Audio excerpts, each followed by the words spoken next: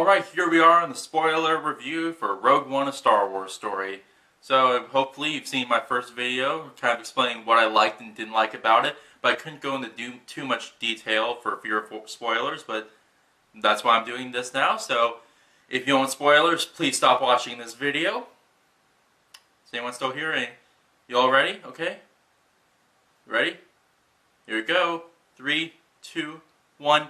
Yeah, everyone dies. Seriously, like, the whole team dies in this movie, and I was a little disappointed because, like I said in the other video, with the exception of a few characters, I didn't really know that much about these people, so I didn't have the emotional weight that I should have, with the exception of K2SO, that I said he was my favorite character, and he like really goes out in a blaze of glory. They all do. They all have good deaths. They don't just kill them off. They're all doing something important. But he's like trying to help the other characters, and he's like fending off the stormtroopers, and since he's a droid, he can like take a few hits, so he's being like torn apart as he's still trying to help them as best that he can. And so for a character who was mostly just like the comic relief, that was really emotional and really sad to see him go like that. What else to talk about? Like Darth Vader, when I said before that part near the end that may have been a little intense, that it's really cool how this movie actually ends the way A New Hope begins. That we actually see like Leia get the plans and like what happens to those events. So we see Darth Vader and the stormtroopers invade Leia's ship, and this is only like the second scene with Darth Vader in the whole movie, that he just like appears there and turns on his lightsaber, and the rebels start firing at him, and he's just like hacking away at them and throwing them around, and they're like banging on the door screaming for help, and it was just like the whole theater was just cheering at that part, and it was a little messed up, but that's like the side to Vader that we always knew he had, but we didn't really get to see that much of, so it was really satisfying to see that in this movie. Alright, and that thing I mentioned in the other video about how this movie kind of fixes one of the plot holes with Star Wars is so cool that at one point we find out that Galen Erso, Jyn Erso's father, who is forced to create the Death Star against his will, actually intentionally put that exhaust port that leads to the reactor to blow it up. He put that there on purpose, hoping somebody would figure it out. And that's so cool. It makes total sense, and it fits like within the story, and it makes sense, especially since that we know that that was an extremely slim 1 in a million chance. So it wasn't obvious, so it works that the Empire wouldn't have figured it out. So I just thought that was so cool that we have that moment where he, in a hologram, tells his daughter that, yeah, I put this weakness there, you have to tell people. Yeah, the rebellion has to know about this, and that was just so cool. And like I said, it just adds so much more weight to the events of A New Hope, and it explains so much, and that's one of the reasons I really like this movie.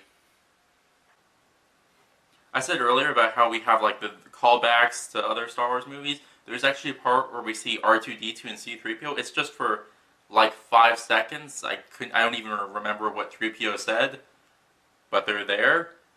And I'm pretty sure it was Anthony Daniels returning to play as him. So it's cool that really R2 and 3PO have been in every Star Wars movie so far, and I'm sure that's a pattern Disney's going to want to continue.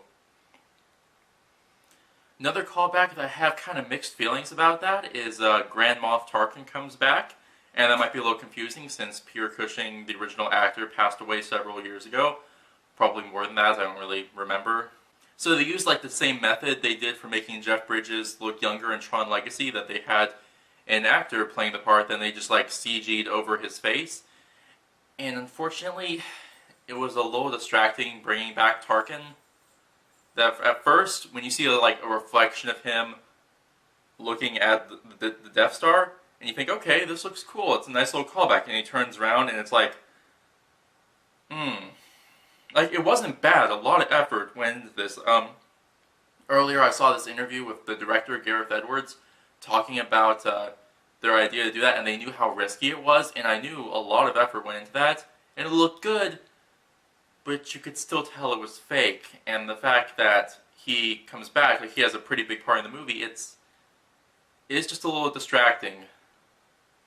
That wasn't like one of the parts I wasn't overly fond of this movie, but it was kind of cool to see Tarkin back, and we actually see how he got control of the Death Star. Like I didn't really talk about before, the main villain of this movie, Director Krennic, who was responsible for the construction of the Death Star, and he was actually really good. I don't remember the name of the actor playing him, but he has like this evil British, like, I will destroy the rebel scum, and this station will be amazing and indestructible. And there's actually a scene where after like Tarkin is promoted to be in charge of the Death Star, where Krennic actually goes to Darth Vader's castle. This is the first time we see Vader in the movie, and basically like complains to Vader about it.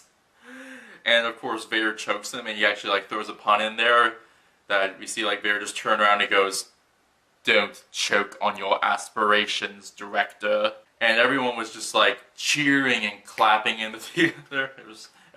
I really liked the crowd of people that was in there. Like I saw an opening night, so of course it was just packed, and everyone was having such a good time.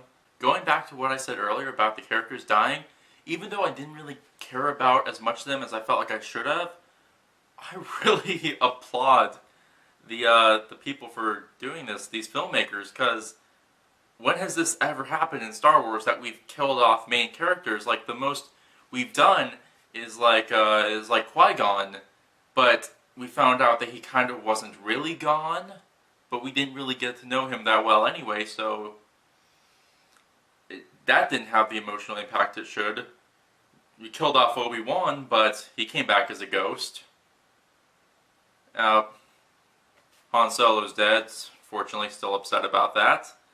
And it looks like he's gone for good, but I'm not too sure yet. I don't know, I'm still waiting to see what they do. I don't know if they're going to bring him back as a ghost for a cameo. I think that would be kind of dumb, but I don't know. That one thing I thought about is when people were like first speculating about this movie, some were wondering if Jyn Erso was going to be like Rey's mother, and with that also Luke's wife. And I actually thought that, yeah, that kind of made sense. The timelines kind of match up. I could see like after this movie her meeting Luke, maybe. Like they wouldn't actually do that in the movie, obviously, but they could mention it in episode 8. But considering that she dies in this movie, that's probably not happening. I really feel like these anthology movies probably aren't going to tie into the sequel trilogy really well, and they're not supposed to. So I think that's okay.